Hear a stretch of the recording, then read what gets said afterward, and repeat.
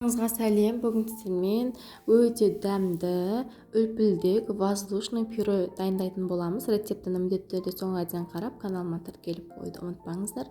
Ең алдымен картоптарымызды қабығынан аршып, ыстық суға қайнатып пісіріп аламыз. Пісіп тұрған ыстық картоптарымызға сары майымызды салып, жақсылап картоп ешкіспен немесе шаншының көмегімен жақсылап езіп аламыз. Сары майымызды міндетті түрде картоп ыстық күйінде салыңыздар. Картопымызды жақсылап езіп алғаннан соң дәміне қарай тұзымызды саламыз және сүтімізді құямыз. Сүттің температурасы менде салқын болды. Егер пюрелеріңіз ыстықтай болсын десеңіздер, сүттеріңізді ысытып қоссаңыздар болады. Және де осы пюремізді әрі қарата миксермен жақсылап араластырып аламыз. Миксермен араластырудағы мақсат біздің пюреміз өте воздушный, сондай үлпілдек, жұмсақ керемет болып шығады. Міндетті түрде осылай жасап көруге кеңес беремін.